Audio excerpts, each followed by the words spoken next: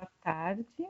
Hoje é o Boa dia tarde. 13 de agosto de 2020 e esta é a entrevista concedida por Rosita da Silva Leirias, de Porto Alegre, para a professora Carla Simone Rodegueiro, da URGS, e a historiadora Edna Ribeiro de Ávila, do Centro Histórico Cultural da Santa Casa, para o projeto Documentando a Experiência da Covid-19 no Rio Grande do Sul. Da Edna e a companhia, a disponibilidade da Rosita e a companhia da Edna. E antes de nós começarmos, eu farei a leitura do termo de consentimento e de esclarecimento. Essa entrevista faz parte do projeto Documentando a Experiência da Covid-19 no Rio Grande do Sul, desenvolvido na Universidade Federal do Rio Grande do Sul, e tem o objetivo de registrar o cotidiano e a experiência subjetiva e profissional relacionada à pandemia e ao isolamento social, e as formas como isso tem afetado a população sul-riograndense, bem como a atuação dos gestores do governo. A pesquisa utiliza entrevistas de história oral, que consistem em diálogos entre pesquisadora e participante. Serão feitas algumas perguntas, mas você tem liberdade para falar sobre outros aspectos do tema da pesquisa que achar importante. Você tem liberdade para decidir se deseja interromper a entrevista ou desistir dela a qualquer momento. O conteúdo será utilizado para fins de pesquisa, educação e cultura e será divulgado na internet, para que você e outras pessoas tenham acesso aos resultados. Como você está concedendo uma entrevista de vídeo, dessa forma compreende-se que você concorda que a sua identidade seja revelada. Caso você não quisesse, nós poderíamos fazer a entrevista apenas de áudio.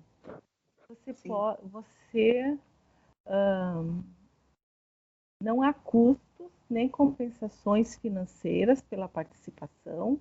Caso você esteja triste, confusa, nós podemos parar a entrevista e, se for do seu desejo, podemos retomá-la em qualquer momento.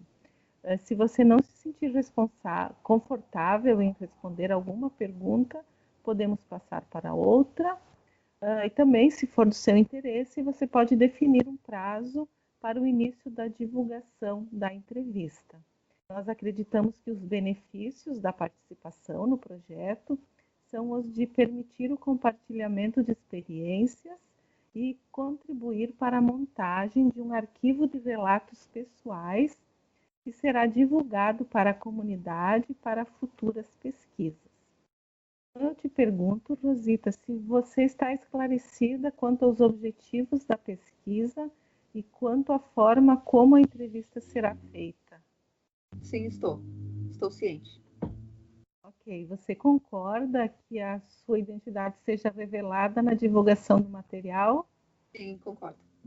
E você concorda que esse depoimento possa ser utilizado e divulgado para fins culturais, educacionais e de pesquisa e que seja disponibilizado na internet sem fins lucrativos?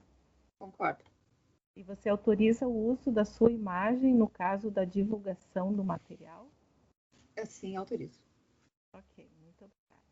Então, Rosita, eu gostaria que você agora se apresentasse e nos contasse alguma coisa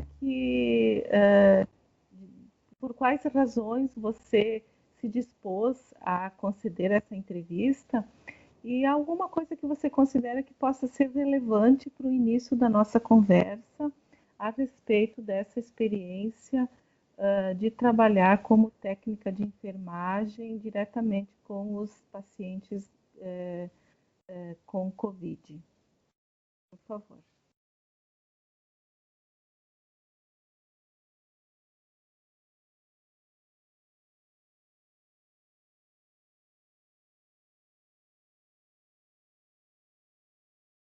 Congelou a imagem dela, prof. Isso, agora deu. Agora eu acho que veio, né? Ah, tá. Então, eu tomei contato através do Face que eu vi o chamado, né, do projeto de vocês, e achei que seria interessante eu contar o relato com o olhar de dentro da trincheira, né, de dentro do campo de batalha, com o olhar de historiador, mas também com o olhar do técnico, que é aquele que está diretamente ligado ao cuidado do ser humano, né. Esta é a minha proposta de vida, né. Há 20 anos eu trabalho nisso. Antes de eu ser da enfermagem, eu era bancária, e consegui fazer essa troca entre uma profissão e outra com até uma facilidade razoável. Porque a partir do momento que eu comecei a lidar com pessoas, eu me senti útil para a vida. Porque o cuidado com o ser humano, quando ele está doente, é quando tu estás no contato com a pessoa no momento mais frágil dela. As pessoas têm fragilidades emocionais por relacionamentos, por perda de trabalho, por perdas inúmeras, mas quando foca na doença, na fragilidade física, corporal tua, é maior essa minha entendimento de utilidade para a vida.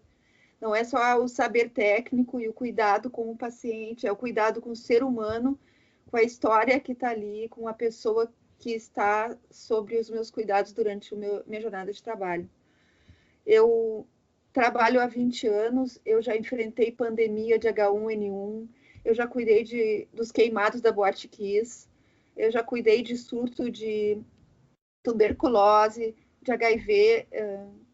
Numa UTI se vê do mais grave que existe em nível de cuidados, né? O paciente está completamente na mão da enfermagem e do médico. Então, assim, precisa de um conhecimento técnico muito específico, muito complexo, né? Tanto um feeling espiritual, né? De tu entender que tu não tem mais nada para oferecer, que está no final. E ver isso não é fácil, né? Eu tenho 20 anos de profissão e ainda muitas vezes me pego emotiva quando existe uma partida, né, de algum paciente que a gente se apega mais.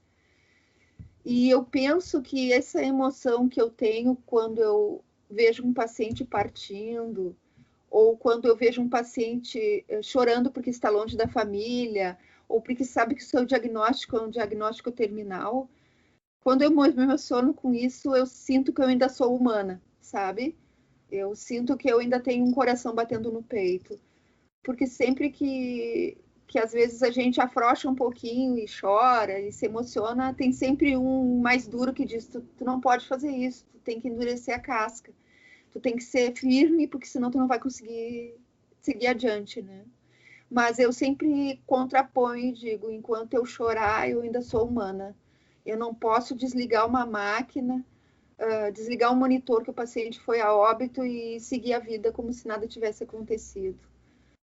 É uma história que está se encerrando ali, é uma família que vai ter um luto para seguir, né? Eu sempre procuro rezar uma prece conforme o meu entendimento de religião e de Deus, e encaminhar aquela pessoa com o maior respeito que eu possa ter por um ser que viveu, não é apenas um corpo que está ali, é uma história que encerrou ali. Então, essa dualidade me confunde às vezes um pouco, sabe? A história de vida, a história oral e memórias que aquela pessoa teve ao longo de uma existência está se encerrando, é um ciclo que se encerra, né? Então, às vezes eu sinto isso, mas não alimento muito esse sentimento, porque confunde um pouco. A gente começa a se perguntar razões pelas quais a gente também está aqui. E aí entra num campo que a gente não pode responder, porque a gente não está ainda está nesse plano terrestre, não está no outro plano, não consegue algumas respostas que a gente se faz quando está numa situação limítrofe, né, da perda. Sim. Não é fácil perder. A perca numa UTI é sempre muito grande. Muito grande. E você a técnica de enfermagem e também historiadora. Como é que Sim. é a mistura dessas duas pessoas vivendo em uma só? Essas duas profissões, vocações. A minha vocação Hoje eu tenho 52 anos, né? Mas o meu primeiro vestibular para História eu fiz com 23. Sempre fui apaixonada pelo assunto. Na época eu não era da enfermagem, mas não consegui cursar o curso lá em 1990, por muitos motivos, né, pessoais. E aí eu segui para enfermagem, né? Como eu expliquei, como eu fui bancária, acabou o banco que eu trabalhava, eu pensei assim, o que eu vou fazer para sobreviver? E me veio aquela luz de infância, vou cuidar de pessoas, né? Porque eu acho que eu sempre tive uma vocação para o lado humano, né? O lado lógico não me apraz, não me interessa. Então, assim, eu segui para o lado da enfermagem como a minha profissão de sobrevivência e descobri que é um caminho maravilhoso, sabe? Nunca me interessei em ser enfermeira, não gosto muito do cuidado mais burocratizado que o enfermeiro tem, né? Eu gosto da parte operacional, eu gosto do toque, da palavra, do dia a dia. É muito bom tu conseguir conversar com o paciente e olhar no olho dele e dizer assim, olha, eu acho que tu vai ficar bom. Esta semana, casualmente, gurias, eu recebi anteontem, um paciente de 31 anos com Covid, que pegou Covid num hospital da periferia de Porto Alegre, e veio para nós porque ele começou a ficar muito grave.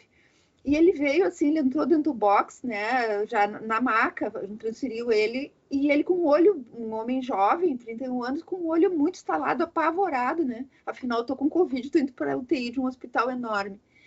E eu, com toda aquela minha roupa, só com o olho de fora, eu olhei para a cara dele assim, disse assim, ó, eu não sei não, mas eu tenho uma impressão, eu tenho uma coisa que tu vai ficar pouco tempo aqui nesta UTI. Aí ele olhou por mim e disse assim, a senhora acha que eu vou ir logo embora? Eu disse assim, olha, eu tenho uma coisa dentro de mim que tu vai ficar pouco tempo aqui. E esse sentimento, eu sei, eu tenho esse sentimento, eu sempre acerto. E saí do box, né? Fui fazer mais alguma coisa e depois eu voltei com o almoço dele. Aí ele pegou o almoço assim, olhou para mim. Tu tem certeza que eu vou ficar pouco tempo aqui? Tu acha mesmo que eu vou ficar pouco tempo aqui? Eu disse, eu acho sim que tu vai ficar pouco tempo aqui. E ligeirinho tu vai se embora e nem vai lembrar mais da gente. Então, esse conforto, gurias, é muito bom. Porque a gente entra dentro da privacidade da pessoa, sabe? Eu tô falando para vocês, eu tô me arrepiando, porque a gente entra dentro da esperança, a gente consegue clicar na esperança daquela pessoa, sabe? Que tá muito apavorada, sabe que tá dentro de uma UTI, que pode ser entubado, pode um monte de coisa acontecer, até o desfecho ruim. Mas a gente, mesmo sem saber que aquilo é verdade, eu posso até estar mentindo, mas eu tô oferecendo esperança. E de alguma maneira isso me satisfaz, porque eu sei que aquela esperança, aquele botãozinho que eu apertei, pode fazer alguma diferença naquele, ai, que bom, eu vou relaxar, agora eu vou respirar mais devagar, vou comer minha comida, porque ela acha que eu vou sair daqui. Então, essa coisa do cuidado com o ser humano é muito legal, sabe? É o outro lado da balança da perda. É o lado onde tu consegue ser a coisa que faz a diferença, aquele que segura na mão e diz, tu vai sair daqui. Nem sempre a gente está segura disso, mas a gente tenta dizer para ele que sim. E ser historiadora dentro de tudo isso me faz ver as mazelas do sistema de saúde, o quanto o paciente chega grave para nós, porque vem de hospitais que têm pouca estrutura, hospitais que o governo não oferece tantos subsídios. O meu hospital é um hospital, me permitam dizer o meu hospital, porque eu tenho um carinho muito grande, é um hospital muito bom. O Hospital de Clínicas, ele não é mantido pelo Ministério da Saúde, ele é mantido pelo Ministério da Educação. Ele é um hospital escola da Universidade Federal de Medicina. Então, ele é um hospital assim que tem muito mais recursos e incentivos financeiros do que os hospitais exclusivamente SUS, mantido pelo Ministério da Saúde. Então, ele é um hospital de ponta, é um hospital que oferece a medicina mais de última geração que existe no mundo. Não faltam nunca equipamentos, nunca falta medicações, não faltam funcionários, não falta roupas de cama e não falta o cuidado e o interesse pela pesquisa. É um hospital muito voltado pela pesquisa, para o cuidado humanizado. Nós temos protocolos e rotinas muito sérios dentro daquele hospital, que fazem com que todos os funcionários andem sempre no mesmo entendimento. tanto da técnica quanto da parte humana. Sim. Então, eu sou muito satisfeita em trabalhar lá. Quando falam mal do SUS, eu digo assim, olha, eu trabalho num hospital SUS em que as coisas funcionam. Eu nunca trabalhei em outro hospital SUS. Então, eu não posso dizer que um hospital da periferia é precário, porque eu nunca fui com o meu olhar lá. E aí vem a parte do historiador, a gente precisa olhar, a gente precisa experimentar, a gente precisa ter fontes, a gente precisa ter relatos e acreditar naquilo que está vendo, né? Eu trabalho com relatos de outros colegas que trabalham em outras realidades, mas a minha realidade, a minha fonte é a qual eu sigo, afirmando que meu hospital é muito sério. A gente aposta na vida até o último fiapo de possibilidade de sobrevivência num paciente. É muito bom trabalhar lá. É muito bom. Que bom ouvir isso, Rosita. Me diz uma coisa, como você já está acostumada a trabalhar com esses casos extremos, houve realmente uma mudança de rotina a partir do início da pandemia? Ou apenas se intensificou aquilo que era o dia a dia de vocês? E Não, especialmente teu? assim, eu vou falar sobre a estrutura primeiro. Nós éramos 39 leitos clínicos e cirúrgicos de UTI.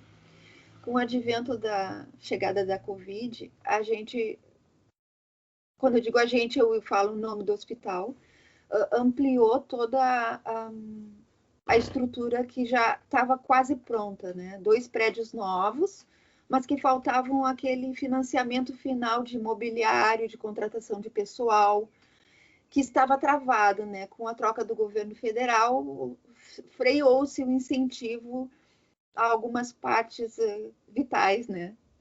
Tanto de educação quanto de saúde. Mas então, assim, com a Covid não tinha como escapar da gente se apropriar daquele espaço que estava vazio, e aqueles 39 leitos que nós tínhamos antes clínicos não davam mais conta, né?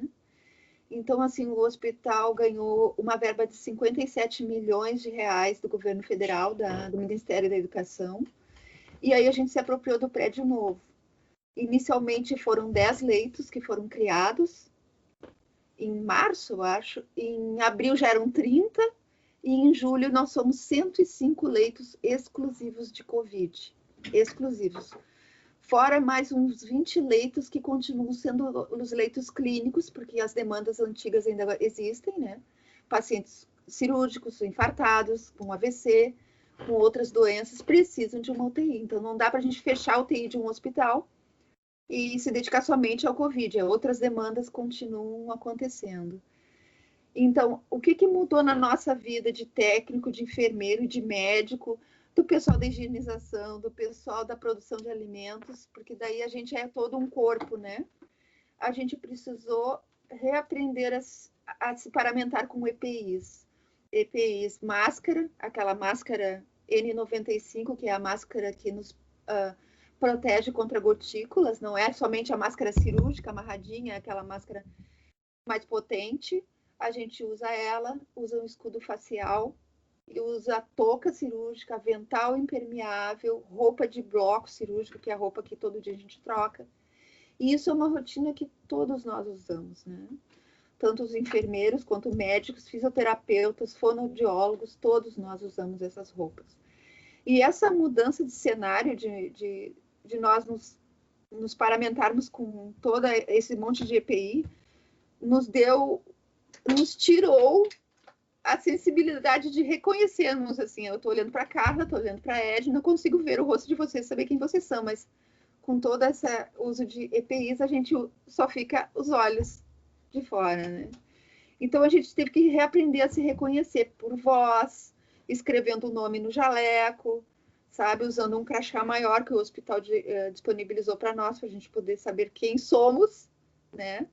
Então, mudou toda essa parte física, né, do hospital, da estrutura física, para 105 leitos somente de Covid. A paramentação, né, que a gente tem que agora ter um cuidado redobrado, e uns cuidam dos outros, caso alguém Ah, tu esqueceu da tua touca, o outro chama atenção. Ah, tu não lavou a mão, o outro chama atenção. A gente fica se cuidando, né? É uma equipe que cuida e que se cuida, né? E às vezes essa dinâmica para quem está fora daquele ambiente é muito difícil de tentar abstrair, né? Entender isso e não, de certa forma não é necessário, né? Que as pessoas saibam de como é um hospital por dentro. Mas o que nos surgiu com tudo isso, gurias, foi o medo, sabe? O medo. O medo de se contaminar e o medo desesperador de contaminar a família da gente, sabe? A gente se sente meio que soldado em linha de frente, assim, se eu levar um tiro, é um tiro que faz parte da profissão, né? Se eu for ferida em combate, faz parte, né? Afinal de contas, eu me propus a estar lá. Ninguém me pediu, eu me propus. É uma escolha. Mas a possibilidade de trazer essa doença para casa, de contaminar a minha mãe, que é idosa, e está se tratando para um CA de mama, ou o meu marido também, isso aí é a pior sombra que a gente carrega, é o medo de contaminar a família da gente, sabe? Muitos colegas estão contaminados, afastados do trabalho. Semana passada a gente perdeu uma colega da UTI lá dentro, então foi uma coisa muito traumática. A gente estar do lado de um colega e ver que o colega está indo e a medicina se esgotou para aquela pessoa, não existe mais o que fazer por ela. E para as pessoas que não trabalham com a medicina, é difícil entender a expressão não existe mais nada para fazer por ela. A medicina esgotou os recursos para esta pessoa. Mas como que isso, na prática, existe, né? Como que não tem um antibiótico, não tem uma manobra, não tem uma sedação, alguma coisa que traga ela de volta? Não, não tem. Então, perder essa colega foi um impacto muito grande para a equipe, sabe? Uma colega de 59 anos, aposentada, que continuava trabalhando lá dentro. Isso faz a gente pensar, sabe? Repensar no papel da gente dentro de um hospital. Mas esse pensamento é um pensamento que passa assim, e segue adiante, sabe? Porque a gente está na trincheira e não pensa sair de lá de dentro, né? É a profissão. A gente não faz isso por filantropia. A gente faz isso porque a gente é remunerado, né? Um hospital que paga certinho, é religioso, com seus compromissos com os funcionários, os benefícios que eles nos oferecem. Mas muitas pessoas diriam assim, eu pegaria a bolsa e diria, não entro. A minha sogra diz, por que tu vai? Diz que tu não vai, pega a tua bolsa, não vai. Eu digo, não posso, eu não posso fazer isso. Eu fiz um juramento, eu digo assim, eu honro esse juramento até o último dia que eu estiver lá dentro. Então, e esse espírito é muito bom, porque a gente tem isso em todos. É muito legal isso. Essa coisa, essa dedicação para a vida de alguém que a gente não conhece, sabe? Não é preguiça, mas é para a vida de alguém que a gente não conhece, que a gente limpa secreções de toda a ordem de pessoas que a gente não conhece. A gente vê sangue o tempo inteiro de pessoas que a gente não conhece. A gente dá aquela incentivo, como eu relatei para vocês, para uma pessoa que eu não conheço. Eu seguro a mão de um paciente sedado ao extremo, que eu sei que possivelmente ele não está me ouvindo, mas eu seguro a mão dele e digo assim, fulano, eu tô aqui, tu não tá sozinho, vamos levantar daí, sai daí, eu não quero te ver mais aí. A gente dá uns sacolejos nos pacientes sedados, que a gente sabe, mas aquilo é uma conexão, é difícil explicar. Só vivendo aquilo ali. É só vivendo mesmo. Eu falo muito, aí vocês vão ter que me ouvir. É isso que a gente está aqui, né? Tá bom.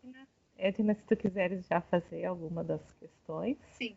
Eu quero perguntar, Rosita, se tu já sofreu preconceito por ser da área da saúde. Isso teve muito lá no começo, né? Vizinho que não queria que o pessoal frequentasse o prédio, entrasse. Se na tua vivência tu sofreu preconceito. Olha, eu moro numa casa, né? Eu não tenho essa coisa de convívio com o vizinho diretamente, como num prédio. Eu por incrível que pareça, eu não senti. Eu sinto muito assim, meus vizinhos muito dispostos em reconhecer meu papel, sabe? Pá, que bom que tu tá lá, que bom que tu não desistiu, força para ti, te cuida, que bom. Eu me sinto não sofrendo preconceito, eu me sinto muito reconhecida dentro da minha profissão. Eu sinto, às vezes, olha bem, preconceito dentro do hospital, por incrível que pareça. No vestiário onde a gente se veste, é um vestiário comum. Todos os colegas meninas do hospital se vestem lá, desde a produção de alimentos, né, da higienização, os técnicos, os enfermeiros. E um dia eu cheguei lá para me vestir e uma colega disse assim: tu é funcionária nova? Porque nunca tinha me visto. Eu disse: não, eu tenho 10 anos de clínicas. Aí ela disse: mas eu nunca te vi aqui. Eu disse: eu sou da CTI. Qual CTI tu é? A CTI Covid. Ela deu um passo para trás e me olhou assim, sabe? Com quem dizendo: não chega muito perto de mim, porque tu pode estar contaminada. Mas foi incrível. Ela deu um passo para trás e pulou para outro banco para botar as coisinhas dela. Então, ali foi o único dia assim, que eu senti, que eu posso relatar para vocês pontualmente, que não é preconceito, mas aquela pessoa assim, tu trabalha na CTI Covid, a pessoa deu um passo para trás e diz que ela está contaminada. Mas outro momento também que eu também fiquei um pouco chateada foi antes das minhas férias em maio, eu tive sintomas de Covid, né? E o hospital tem uma política muito bacana que qualquer sintoma, sendo ele o único, ou seja, tu tem uma dor de cabeça muito intensa, tu vai lá e colhe o teste para Covid. Tu tem febre e dor de cabeça, tu colhe. Tu pode ter um sintoma ou o conjunto dos sintomas, a gente vai lá colher o teste para rastrearem para a gente não trabalhar contaminado, né? E eu tava com coriza e um pouco de dor de cabeça e fui. Aí quando eu cheguei em casa, eu disse pro meu marido: fulano, eu fiz teste pro Covid. E ele me olhou assim com um olhar e disse assim: eu não acredito. Eu disse: o que tu tá falando? Por causa de um descuido de alguma colega tua que foi descuidada, tu pode estar com Covid. Aí aquilo me deu assim, uma facada no peito, porque eu não esperava dele, do meu marido, esse tipo de coisa. Daí eu expliquei para ele: em primeiro lugar, o Covid, esse vírus é invisível. Ele pode estar em qualquer lugar. E eu acho assim, muito feio da tua parte dizer que foi um descuido de uma colega minha. Porque eu posso ter me contaminado no banheiro. Eu vou no banheiro, eu não consigo ficar 6 horas sem não ir no banheiro. Sabe? Eu tomo água, eu levanto a minha máscara para tomar água. Eu posso estar me contaminando em qualquer situação. E eu não admito que tu diga isso, porque tu dizendo isso, tu tá dizendo isso de mim também. Eu posso ser negligente com cuidado e estar contaminando algum colega meu. Então foram as duas situações que eu senti assim, que eu me espinhei. Foi a colega dando um passo para trás e o meu marido dizendo que uma colega foi negligente, se contaminou e eu teria me contaminado. Mas depois eu expliquei para ele tudo como é que funciona. Porque a pessoa não está lá para saber como é que é, não tem como dizer alguém foi negligente. Não tem. Isso aí pode ser no ônibus, pode ser em qualquer lugar, a pessoa pode se contaminar, sabe? É muito mais fácil uma coisa. Sobre os cuidados ao chegar em casa. Como é que tem sido isso? Bom, desde o hospital disponibiliza chuveiros para os funcionários, né? E eu nunca usei esse serviço, porque antes da pandemia eu vestia minha roupa, trocava minha roupa verde, botava minha roupa civil e vinha para casa, chegava em casa, tomava meu banho. Mas depois que aconteceu do Covid, da pandemia, eu comecei a usar o serviço de chuveiros do hospital. Então eu tomo meu banho lá, né? Lavo o cabelo, lavo principalmente o pescoço, que eu acho que é a parte que a gente fica mais exposta. Tomo meu banho, visto a minha roupa lá e venho para casa. Né? Então eu sinto que em casa, eu chego em casa limpa daquele ambiente que eu estava lá potencialmente contaminado. E chegando em casa, como a minha mãe é idosa e mora do meu lado, né? E tá sozinha, o que eu cuido com a minha mãe, eu não abraço mais ela desde fevereiro. A gente eu faço comida, às vezes ela vem comer aqui em casa, mas sempre guardando uma distância dela, sabe? Não existe mais abraço. A única pessoa que eu chego mais perto é meu marido. Meu filho também eu não abraço. Então, esses são os cuidados que eu tenho, né? Com a minha família. E você vai de carro, de Sim. Uber, de ônibus? Não, eu vou sempre de carro para o hospital. Então, eu reduzo a minha chance de me contaminar em outro meio, né? Porque eu pego o meu carro, desembarco, vou até o vestiário, me visto com a roupa do bloco, né? Aquela roupa verde, deixo a minha roupa limpa lá embaixo, trabalho, desço, tomo banho, tiro a roupa suja, né? Tomo um banho, visto a minha roupa limpa que eu deixei e volto para casa de carro. Quer dizer, eu tento reduzir ao máximo a possibilidade de me contaminar em outras vias, né? De outra forma. Lembra como é que foi o teu primeiro paciente com Covid? Como é que foi esse primeiro paciente que o Clínicas recebeu? Olha, eu não lembro porque isso foi no início de março, sabe? Mas os primeiros pacientes com Covid, eles vinham mais... eles não vinham tão graves para nós, né? Como a pandemia ainda não estava tão no seu pico, os pacientes com sintomas mais brandos já eram direto encaminhados para um hospital, ou seja, a demanda num hospital era pouca e eles conseguiam receber aquele paciente. E um paciente com sinal de um esforço ventilatório mais acentuado ia direto para o CTI. Então, nós tínhamos pacientes falantes, pacientes não entubados, pacientes lúcidos com insuficiência respiratória, uma falta de ar maior. Isso foi final de março, início de abril. Daí, rapidamente, os casos começaram a ficar mais graves, porque os pacientes começaram a vir muito paciente do interior, que não tem estrutura em hospitais do interior, né? A demanda é muito grande, nós temos pacientes, grande parte deles não são daqui, né? Vêm de outras cidades. Então, depois, rapidamente, a coisa começou a ficar muito grave. Então, e foi junto com essa gravidade que a expansão do hospital deu um boom, né? Todo dia aumentando e triplicando o tamanho de leitos e nunca dando conta de receber paciente. A chegar a um ponto assim, de, meu Deus, se vir mais um, para onde vai? Para onde vai esse um? Mas pontualmente, assim, eu não me lembro do primeiro. Não lembro. São muitos. E a experiência da morte, Rosita, do paciente infectado que está isolado, longe da família, que a família não consegue se despedir? Essa experiência é muito triste, sabe, Edna? Como eu digo assim, eu não me robotizo na minha profissão, eu sou humana ainda, né? Então, sempre que eu penso que um paciente nosso lá está lá conosco há 30, 40 dias, isso são muitos dias, não é pouco. E a família deu o tchau para eles lá na emergência e que não vê mais esse paciente. A gente da enfermagem é a ponte da família, né? A ponte do sentimento. Por isso que muitas vezes eu pego eles na mão e dou uma, vamos lá, vamos lá, vamos lá, vamos sair daí. Então, assim, a experiência da morte vem associada à informação médica de que não temos mais nada para oferecer para esse paciente. Então, ali naquele paciente, a gente já começa a observar sinais de baixa da frequência cardíaca, diminuição da pressão arterial, sintomas de que a gente sabe que vai acontecer, mas a gente não sabe a hora, né? Não se desliga nada. A política no Brasil não existe eutanásia, não existe nada de desligar coisas antes da hora. A gente deixa o rumo da vida seguir.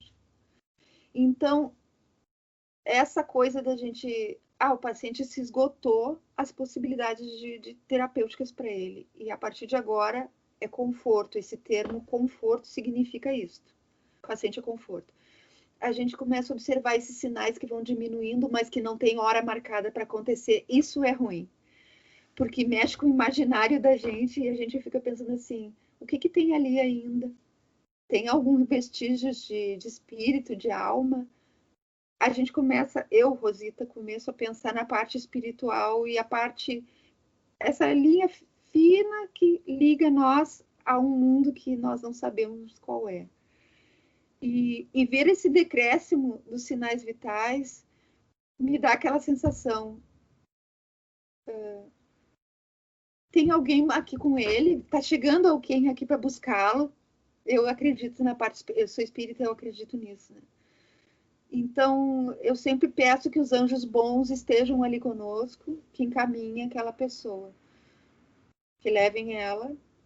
Eu sempre chego no ouvido das pessoas em que eu sei que não tem mais o que fazer e digo que eles têm que aceitar a partida, que o tempo de vida aqui já se esgotou, que o corpinho deles já está cansado e que é hora de ir para outra casa.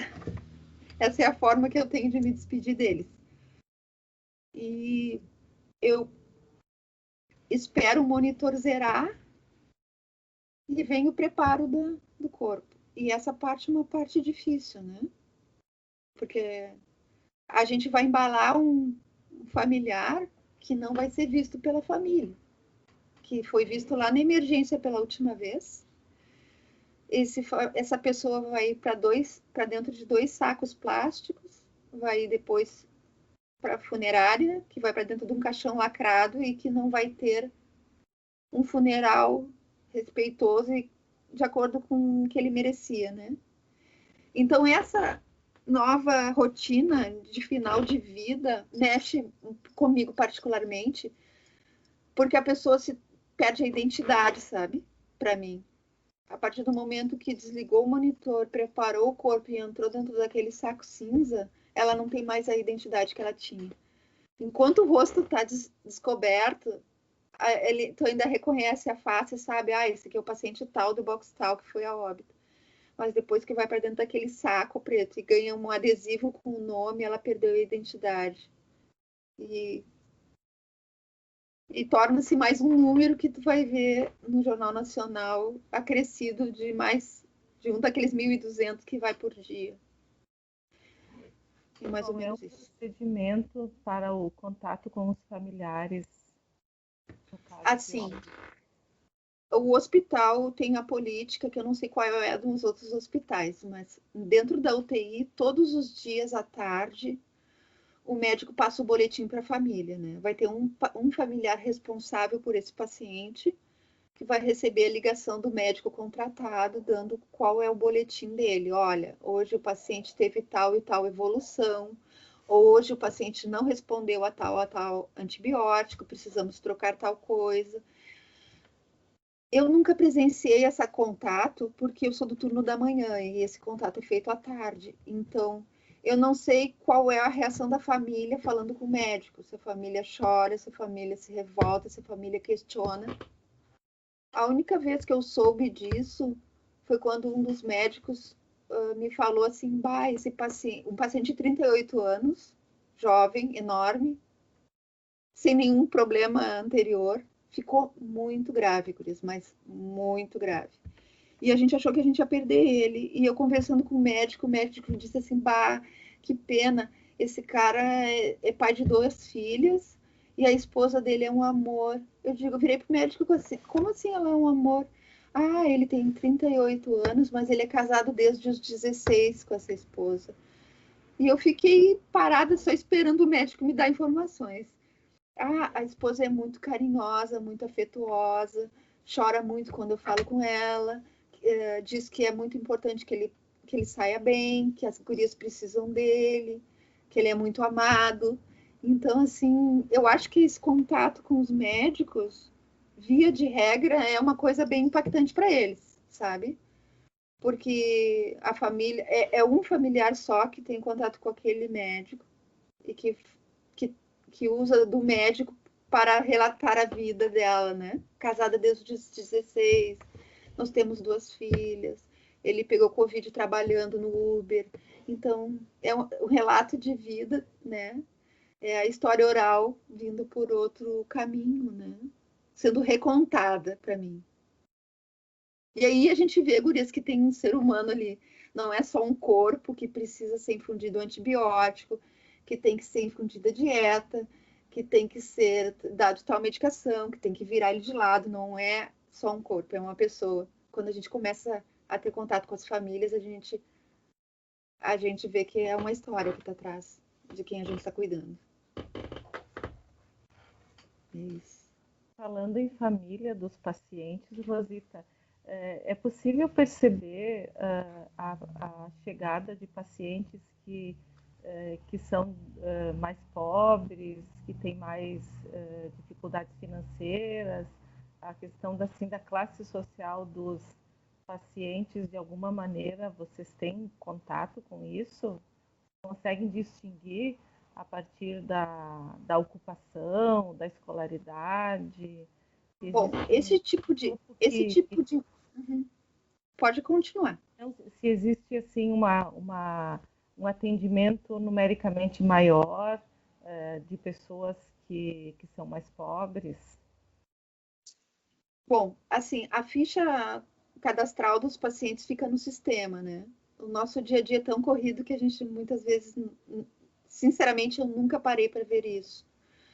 Mas a minha afirmação vem mais da minha observação visual. Os pacientes que chegam lá são pacientes, via de regra, assim, com mau cuidado geral, sabe? Aí vai perguntar, como assim eles são moradores de rua? Alguns são. Como é que eu sei disso? São pacientes, gurias, que chegam lá jovens, 40 anos, é um paciente jovem, mas clinicamente muito enfermo. Como isso?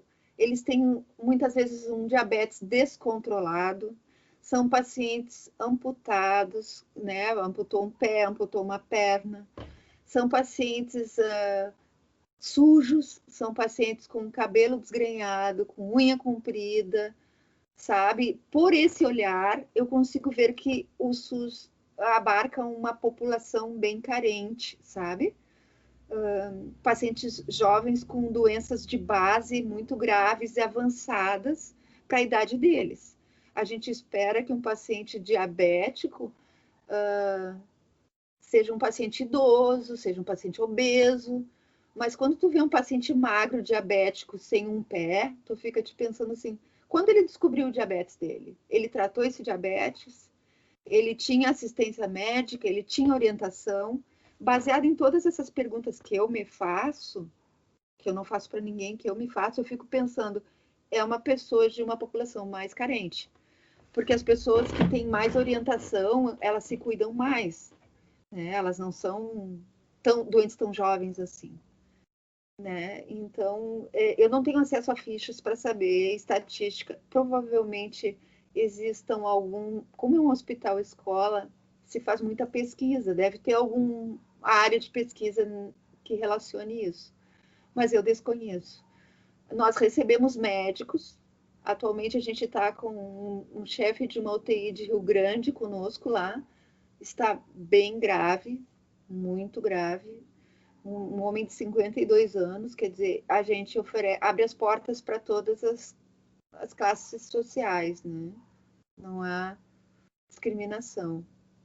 Eu apenas converso com colegas que têm um outro emprego, que me falam assim, no hospital vamos supor, no hospital da PUC os pacientes são mais velhos, são mais idosos. O hospital de Moinhos de Vento está lotado, mas são pacientes com uma condição clínica diferente. São mais idosos, porque a doença acomete mais os idosos quando são bem orientados. Mas lá onde eu trabalho, eu vejo assim que os pacientes nos chegam muito jovens. Atualmente eu tenho um paciente de 19 anos muito grave. Então, assim, a ideia inicial desta doença, de que ela acometia velhos, obesos, diabéticos e hipertensos, não se aplica no que eu vejo todo dia lá. Temos pacientes de 19 a 89 anos. E numa faixa, assim, entre 30 e 50, muito grande. Muita gente jovem. E magra, sem doença nenhuma pré-existente. Então, é difícil formar um julgamento, sabe, do que é que essa doença pega, do que essa doença compromete, qual é a parcela, se são mais homens, mais mulheres, mais negros, mais brancos. teria que parar para averiguar, mas muitos jovens, é o que eu posso te dizer agora, atualmente, são muitos jovens. Muitos. Alguém da tua família já se contaminou, Rosita? Não. A minha família é pequena, como eu digo, o meu núcleo familiar é pequeno. Os meus 2 irmãos moram nos Estados Unidos, onde também está um foco grande de contaminação e de óbitos. Eles moram na Flórida, onde não tem, o número de óbitos não está tão acentuado, mas lá também, graças a Deus, os meus irmãos não se contaminaram, nem a família deles, né? Na minha família pessoal, a gente guarda muito isolamento, né? No meu núcleo familiar, a gente guarda muito isolamento, a gente pratica o isolamento associado à clausura, quase. Assim, quem sai de casa sou eu, gurias, para trabalhar, porque o meu marido é professor da aula remota, minha mãe é de casa, e meu filho, eu estou tentando costurar ele dentro de casa, porque essa aí é a parte mais difícil, porque ele é muito jovem, né? Mas a gente pratica o isolamento quase à beira da clausura. Sim, eu imagino que para um rapaz de 20 anos seja mais difícil do que para o pai e Muito, para a mãe, né? muito, muito difícil. Como é que Rosita, são? Pode falar, prof. Pode falar. talvez alguma coisa mais a respeito do fato de que o Clínicas é um hospital-escola. Vocês têm tido contato com o setor de pesquisa? Vocês têm recebido profissionais que estão ligados tanto com a parte clínica quanto da pesquisa? Vocês têm feito treinamentos, mudança de protocolos para adaptar o trabalho de vocês a essas novidades? Sim, nós temos, como é um hospital escola, a gente recebe profissionais de todo o país e muitos pacientes da muitos médicos da América Latina. Vem muitos médicos do Cone Sul para cá fazer suas residências aqui, né? Então, assim, a gente tem uma grande incorporação de profissionais de outras nacionalidades e outros estados. Em relacionados à pesquisa, sim, nós temos, casualmente na sala onde eu trabalho, que são 10 pacientes, a gente incorporou ali uma máquina, um equipamento que o Hospital de Clínicas usa quase que exclusivamente. A Santa Casa também usa, mas em menos volume, que é um equipamento chamado ECMO. Esse equipamento, ele retira o sangue do paciente, passa por uma bomba, por uma membrana, oxigena o sangue a 100% e devolve para o paciente, né? Esse é um método que vem muito ligado na pesquisa de suporte pulmonar. Quando o paciente está num esgotamento, uma fadiga pulmonar tão intensa que o ventilador mecânico não consegue dar conta, esse novo equipamento vem dar um suporte sanguíneo extracorpóreo de oxigenação para ele. Esse equipamento, ele não tem uma comprovação científica assim, ó, bateu o martelo, é um equipamento que se tem certeza de que ele salva vidas. Tanto que convênios particulares não cobrem esse equipamento. E nessa sala onde eu trabalho, que são 10 pacientes, 6 pacientes estão com esse equipamento, para vocês terem ideia. A gente não tem mais equipamento no hospital, o Hospital de Moinhos de Vento, e eu acho que a Santa Casa emprestou o equipamento para nós, para poder ofertar ao paciente. Então, assim, se um convênio particular não cobre, significa que ele é muito caro, gurias. Dizem que uma membrana, um sistema, custa o preço de um carro. Então, assim, nós temos 6 pacientes que estão usando um equipamento que ainda não é comprovado, não digo cientificamente, senão ele não seria usado. Ele não é comprovado para os convênios pagarem, o SUS banca isso. E isso vem da pesquisa. Vem dessa eterna pesquisa, desta busca por novos implementos, por novas medicações. A polêmica da cloroquina foi muito grande dentro do hospital. sabe? Se fez um protocolo de testes lá, o grupo A e o grupo B, o grupo A recebia, o grupo B não recebia. Isso lá foi por abril. E aí começou a se notar, eu estou falando isso grosseiramente, porque eu não tenho acesso a dados, mesmo porque minha função não me leva a buscar a isso, né? Até uma preguiça de minha parte. Mas os dados mostraram que a cloroquina não tinha eficácia. Então, se retirou isso, não se oferta mais para os pacientes, né? A ivermectina não se oferta para os pacientes. A gente trabalha com coisas comprovadas, né? Que a medicina já sacramentou. Não se...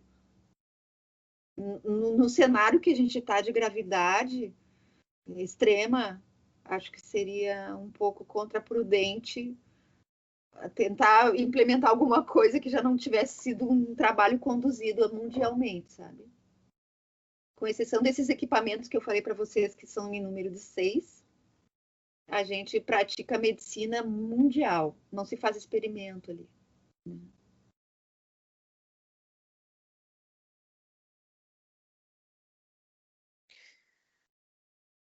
Nesse sentido da pesquisa, Rosita, como é que são as atualizações nas rotinas de treinamento, né? Porque todo dia está surgindo Sim. alguma coisa nova, né? E muda os protocolos. Como é que é essa rotina de treinamento e novas atualizações? A rotina física está sendo tudo através de sala de conferência, como vocês estão fazendo comigo agora, né? Então não tem mais aquele contato físico, porque a gente evita estar próximos para esse tipo de coisa. Mas eu vejo assim que continuamente a gente está sempre. Hoje mesmo eu recebi um e-mail sobre uma reunião que nós vamos ter sobre protocolo de insulina. A gente tem sobre esse equipamento que eu falei para você sobre o ECMO. A gente tem uma médica que é a chefe do grupo que coordena esse equipamento. Ela já teve foi fantástica. Ela fala com termos muito claros para a gente entender como lidar, como cuidar, o que observar. Esses protocolos estão continuamente sendo vistos, implementados e revistos. Vistos, implementados e revistos. A gente está sempre... eles são acrescentados e continuamente testados e revistos. Então, isso é legal lá no Hospital Escola, porque aponta que somos nós, temos voz, ao ponto de dizer, em dado momento, olha, isso aqui não está funcionando. Né? A gente aponta que vê a praticidade de determinadas ações dentro do hospital. E esses treinamentos são muito, muito bons, nos colocam sempre andando no mesmo caminho, né? Não tem achômetro. Ah, mas só um pouquinho, o protocolo tal diz o quê? Ah, não me lembro muito bem. Tu vai na intranet do hospital, puxa o protocolo, todo mundo entra no mesmo caminho. Então, assim, é um hospital bem sério, sabe? E eu acho que a questão da pesquisa alinhava muitas áreas do hospital para andarem sempre no mesmo caminho. Nós temos um comitê de ética muito forte, com um médico muito querido, muito respeitado, que chega sempre junto em questões onde o coração bate de um jeito e a ética diz de outro. Existem cuidados assim, sabe? Onde não, até aqui pode se ir, aqui não se pode ir mais. É bem bacana, assim. Não sei se outros hospitais praticam isso a nível de SUS, né? Nosso hospital tem uma acreditação nacional bem importante. A gente tem selos de acreditação, né? Bem importantes. Edna, não sei se a gente teria mais alguma pergunta assim diretamente ligada à rotina do trabalho, senão nós poderíamos fazer algumas mais de ordem mais pessoal. O que você acha? Acho que podemos sim, a não ser que a Rosita tenha mais alguma coisa dessa prática do dia a dia que queira nos relatar. Não, a questão da prática do dia a dia, gurias, que eu gostaria de dizer muito, e sempre que eu falo ou escrevo alguma coisa, é sempre em relação à unidade que o grupo tem, sabe? O espírito de equipe que se tem dentro de um hospital, dentro de uma UTI, que é uma atividade ponta, né?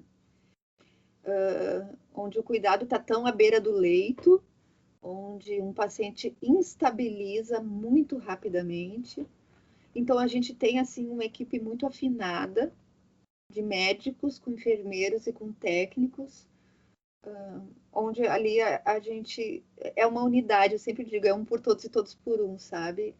Todos sabem muito bem o que tem que fazer. Aquelas salas de emergência que a gente vê em filme, aquelas correrias, aquelas gritarias que se vê em novela, em filme, não existe, onde eu trabalho. Porque cada um sabe muito bem o que tem que fazer, sabe? Cada um sabe o seu papel, é muito bem treinado e retreinado dentro disto. Então, não sempre buscando a segurança do paciente, sabe?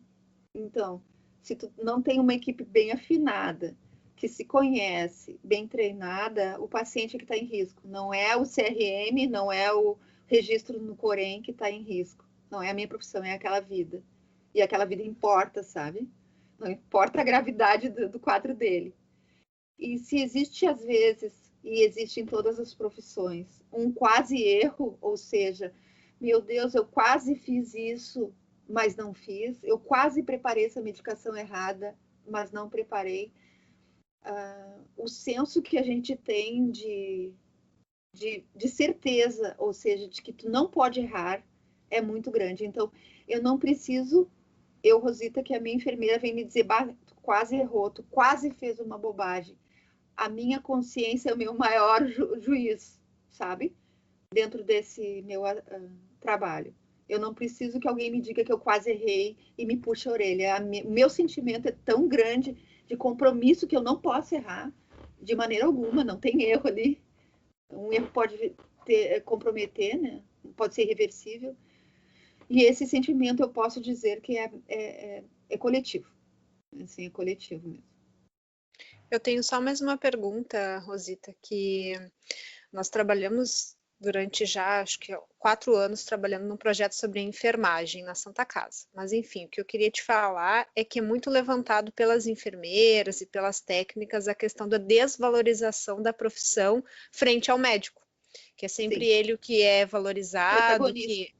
O protagonista, exatamente. E nesse momento a enfermagem está em foco, né? A profissão tem ganhado destaque mundial, então eu queria te perguntar assim, qual é o papel da enfermagem no enfrentamento da doença? Eu acho que nós ganhamos uma visibilidade num momento de desespero, de pico, tipo assim, o soldado mesmo na frente de batalha, né?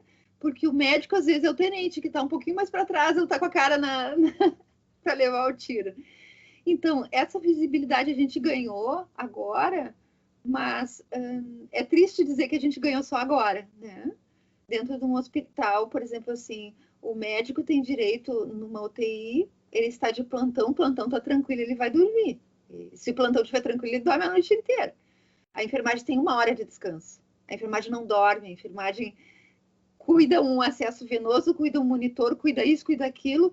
A gente, muitas vezes, gurias, é o que nota que um tubo está fora do lugar, que um acesso está extravasando, é nós que vemos isso, sabe? É nós na beira do leito que identificamos alterações nos pacientes, que os médicos vão ser comunicados para agirem e reverterem. Mas a gente é à beira do leito, a gente que enxerga isso. E a gente sempre foi secundário, foi o ator coadjuvante nessa cena, né? E agora a gente está recebendo um protagonismo maior. E esse protagonismo maior, essa visibilidade, é diretamente proporcional ao número de contaminados e o número de óbitos da enfermagem em relação aos médicos. Isto prova de que a gente está muito mais à beira do leito do que os médicos, né? O número de enfermeiros e técnicos que vão a óbito é infinitamente maior, mas às vezes causam menos comoção. Um médico tal, 32 anos, São Paulo, obstetra-se contra o Covid e morreu. Meu Deus, um médico morreu. Um técnico de enfermagem da Santa Casa, do laboratório, faleceu, não tem tanta visibilidade. E eu penso, gurias, na boa, que isso nunca vai mudar. Isso é triste, é a verdade. Embora numa UTI o número de médicos é menor do que o número de enfermeiros, que o número de técnicos. Então, a gente é em grande parte ali. A gente está ali. Mas a palavra do médico sempre é a sentença, né? Para tudo. desde a notícia para a família, desde a determinado o protocolo que irá se seguir é o médico, evidentemente isso aí é técnica, né? É assim que funciona. Mas é a gente que está na ponta, é a gente que está mais exposto, que fica mais doente, que fica mais estressado, que tem mais dores, que tem mais distúrbios psicológicos. Muitos colegas meus, grande parte deles tomam medicação antidepressiva porque é estressante, a cobrança é muito grande, a demanda é muito grande e os médicos têm o protagonismo porque eles que conduzem a terapêutica. A gente faz a terapêutica agir. O médico entrega a prescrição para a Rosita, vira as costas e a Rosita faz acontecer aquilo. Mas eu posso fazer errado. Claro que eu não vou fazer, mas se houver um erro, a responsabilidade é minha. E eu vejo, assim, por trabalhar num hospital escola, que recebe médicos jovens, os médicos residentes da R1, que a gente chama, né, que são os primeiros residentes, eles cometem erros em prescrição. Eles prescrevem, às vezes, uma dose quadriplicada de antibiótico, ou uma dose insuficiente de antibiótico, ou um soro que, se tu fizer do jeito que ele está mandando tu fazer, tu vai matar o paciente. E a gente da enfermagem, a gente é o filtro, né? A gente é o filtro que olha, né? Não, só um pouquinho, doutora. Esse antibiótico aqui tá numa dose cavalar. Ah, é mesmo, eu botei um 0 a mais, tira um 0. Ah, doutora, esse soro aqui, se a gente botar nessa velocidade, vai matar. Ah, mas é mesmo, eu calculei mal. Então, a enfermagem é esse último filtro que tem entre o erro lá, né, muitas vezes da prescrição e a reação no paciente.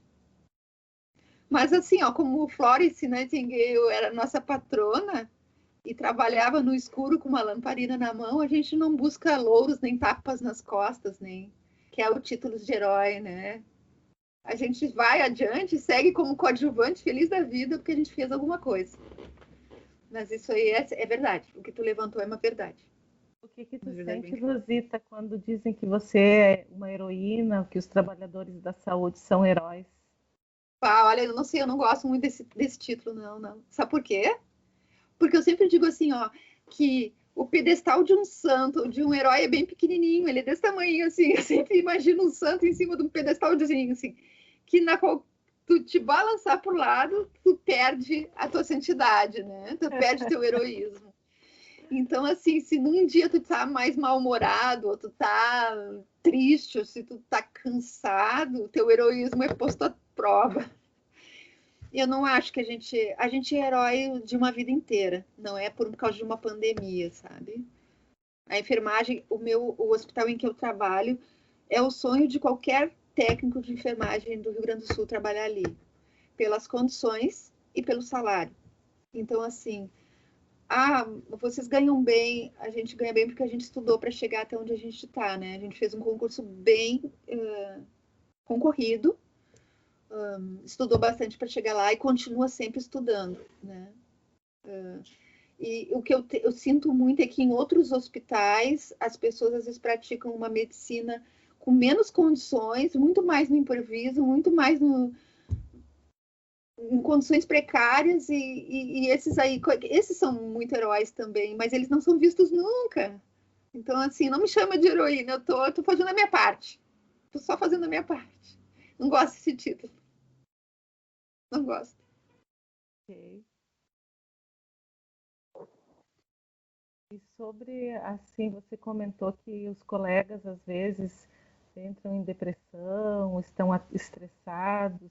Como é que essa nova rotina afetou você psicologicamente e de que maneiras você tenta se proteger, relaxar, descansar, pensar em outra coisa? Bom, eu vou falar por mim. Eu digo assim, em relação aos colegas tomarem medicação, sim, né? A maioria de nós estamos com muitos problemas para dormir, estamos com problemas para desplugar do hospital. Quando a gente dorme um sono muito de péssima qualidade, né? Eu, por exemplo, sonho o tempo inteiro com o hospital, que eu tô perdendo o horário, que eu tô chegando atrasada, que eu Eu não sei qual é o andar que eu tô no andar errado, sabe? Eu sonho o tempo inteiro com o hospital, ou seja, eu não consigo nem descansar dormindo, né? E os meus colegas, eu vejo isso também. O isolamento social pratica uma coisa que eu acho que para vocês também, que é a gente não poder desopilar para lugar nenhum, nem ir num shopping, nem caminhar na rua. Mesmo que tu vá fazer uma volta na quadra, a gente se sente meio culpado por estar saindo, enquanto não deveria estar fazendo isso, né? Eu, particularmente, estou com muita dificuldade para leitura, eu leio muito. Depois que eu saí da faculdade, eu me dediquei muito à leitura de outras vias também, que eu gosto muito de ler. Agatha Christie, adoro ler. Sherlock Holmes, gosto de leituras mais leves, né? Saí um pouco da academia e quis ler umas coisas, mas eu não estou conseguindo. Eu leio um parágrafo, quando eu leio o de baixo, eu não lembro do de cima, ou quando eu estou lendo o terceiro, eu estou lembrando, mas amanhã eu tenho que chegar mais cedo, porque eu tenho que fazer tal e tal coisa, amanhã tem tal paciente. O meu pensamento está muito focado para o meu trabalho, eu não consigo desplugar daí. Eu confesso que eu durmo muito, sabe? O cansaço físico abate, então eu durmo muito, tento dormir muito, né, na medida do possível. E atualmente eu estou tentando não me cobrar para nada. Se eu não faço atividade física, eu não me cobro. Se eu não estou conseguindo ler, eu não me cobro. Assim, se eu estou dormindo, eu também não me cobro. Eu estou tentando viver um dia de cada vez, dentro da pressão em que a gente está, com uma data de fim de pandemia que é inexistente, é só um projeto de fim. É difícil dizer, nas férias de verão eu quero ir para magistério. Eu não sei se vai ter férias de verão para eu ir para magistério. Então, assim, é complicado olhar para a rua e ver as pessoas nos parques e a gente dentro de casa. A gente se sente meio num mundo paralelo, em que a gente se sente meio bobão, porque tu tá cumprindo as regras e o mundo não tá, a grande parte não está cumprindo, né? As pessoas estão chegando continuamente no hospital muito doentes, decorrentes de muitas vezes não se cuidarem, né? De minimizarem a doença, de não acreditarem que a doença é verdadeira. O governo estimular o descrédito e o negacionismo é muito ruim. É ruim abrir o Facebook, que é a minha ferramenta de contato social maior, e ver as pessoas brigando, dizendo que os hospitais sempre tiveram cheios, que o colapso na saúde sempre existiu, que isso não é novidade, que isso é a mídia maquiando, que isso é a mídia deturpando, sabe? Que é o governo do estado, que é o governo do município. Isso me dá, gurias, um desespero, uma vontade de ser gritando em tudo quanto é conversa que eu posso. Eu digo assim, gente, sempre existiu colapso, mas agora é um colapso da minha vivência de 100 leitos a mais que foi criado e colapsaram isso. Se vocês pudessem ficar 10 minutos lá, sem tocar a mão em nada, entrar dentro de uma UTI com a mãozinha assim, e só olhar o que acontece, vocês talvez acreditassem que essa doença é verdade e que ela é perigosa para qualquer idade. Eu tenho vontade de ir para o jornal, para a mídia social e falar isso, mas as pessoas desacreditam. As pessoas estão negando, eu não sei se é para tentar sobreviver, né? Porque o negacionismo também é uma forma de sobrevivência, ou porque realmente não acreditam que essa coisa é letal. Sabe? Que o vizinho tomou remédio para vermes e ficou bom. Por que tu não toma remédio para vermes? Tu tá tomando remédio para vermes? Por que eu vou tomar remédio para vermes? Então isso incomoda. Essa parte incomoda muito. É tu tentar argumentar contra pessoas que não vivem lá dentro, que não veem o que a gente vê, que é verdade. Que não é a mídia, que não é a Globo e a RBS que estão tentando ganhar pontos no Ibope. É verdade isso. É verdade. Sabe?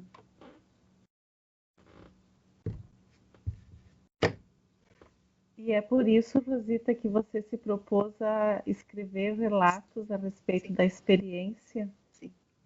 E eu acho que é mais por isso também, gurias, que eu me propus a entrar em contato com a Carla, sabe? Para falar contigo, prof, para falar. para dar o meu relato, para que de alguma forma isso vá adiante e que seja visto como verdade. Não como verdade, a verdade é sobre a ótica que eu vejo, mas como realidade da coisa, sabe? Essa é a minha verdade, eu estou vendo dessa maneira, mas a realidade é esta. Ah, mas tu está contando a história pelo teu olhar, então vem aqui olhar e vem aqui ver o que é que tu acha sobre essa minha fonte, né? Eu acho que foi mais isso que eu quis falar contigo, né? Poder falar sobre o meu olhar e sobre o quanto isso é verdade mesmo. Real. Esse é um inimigo invisível e real. As primeiras guerras que a gente teve, a Primeira e a Segunda Guerra, 4 ou 5 anos de embate contra nações, uma nação contra a outra por território e economia. Essa guerra que a gente trava agora na saúde é uma guerra contra um inimigo invisível que a gente não sabe que lado está. Está na caneta que eu estou escrevendo no meu prontuário, está no dedo que eu cocei, ou no copo d'água que eu tomei, no banheiro que eu sentei quando eu fui fazer xixi. Vem por qualquer lado. E não enxergar o inimigo é uma coisa muito desagradável. E uma particularidade dessa guerra, Rosita, é que a gente pôde acompanhar, antes que ela chegasse aqui, o desenvolvimento dela em outros lugares. Sim. Como é que tu te sentiu quando começaram a chegar as notícias da China, da Itália? Tu ficou com uma expectativa do estrago que isso iria gerar no Brasil? Qual foi a tua expectativa naquele momento? E agora, se tu tem alguma expectativa do que vai acontecer no futuro próximo? Assim, eu entrei no hospital no surto de H1N1 que houve em 2009, né? Houve várias gripes suínas, gripe aviária, o ebola, né? Que era uma sombra imensa sobre se espalhar pelo mundo, né? O ebola é uma coisa violenta também. As epidemias de zika, de cólera, que eu também já vi, de dengue, que eu já vi, né? Nunca vi um paciente com cólera ou com dengue, porque aqui não chega para nós. Mas a gente vê notícias das coisas crescendo para o resto do mundo, né? Quando começou essa gripe lá na China, sinceramente eu acreditei que não chegaria aqui, que não era tão contagioso, tão virulento, o vírus não era tão agressivo ao ponto de chegar aqui no lado de baixo do Equador, né? Mas quando viram, e a China noticiou 4, 5 mil mortes, eu disse, mas a coisa não é tão séria. Mas aí eu pensei, mas a China também não vai falar muito das coisas, porque a política lá de censura não é muito dada à abertura. Quando começou a chegar na Europa, estacionando na Itália e na Espanha, e as mortes começaram a ser violentas, e quando dava 7 mil mortos em X dias, eu pensava assim, não, isso não vai chegar aqui, meu Deus, o que está acontecendo? Esse continente tem medicina de primeiro mundo, não tem tantos pobres, não tem tanta gente sem cultura que não entenda do isolamento, como é que isso tornou-se tão uma epidemia tão descontrolada, né?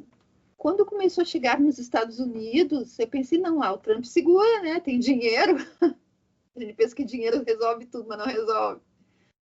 Quando estacionou no Brasil, aí eu pensei, meu Deus, eu pensei muito na Amazônia, pensei muito no Nordeste, porque são cidades assim que a gente vê que a população anda de chinelo de dedo, de camiseta, não tem tanta resguardo, tanto estudo, tanta cultura com o próximo, cuidado com o próximo.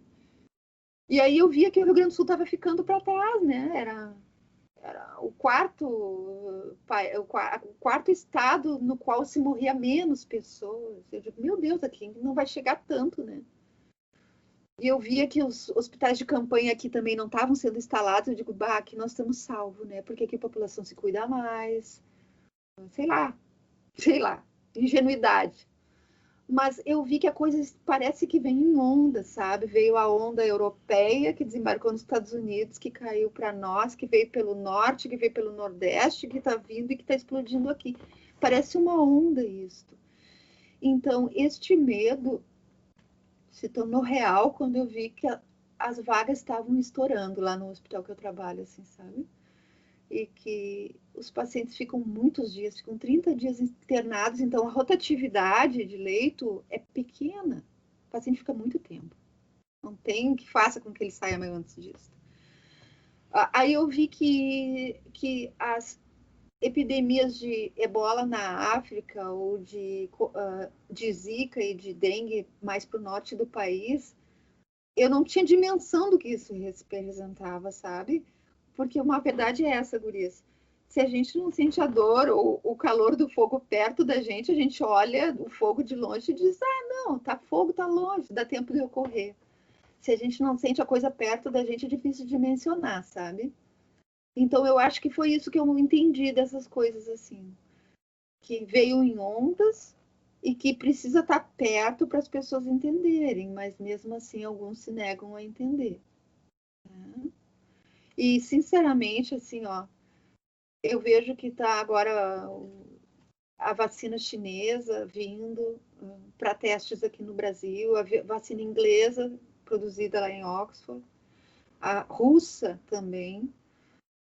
Aplaudo de pé com todas as minhas forças que isso realmente dê resultado, porque senão a impressão que dá é que é um número que não diminui, né?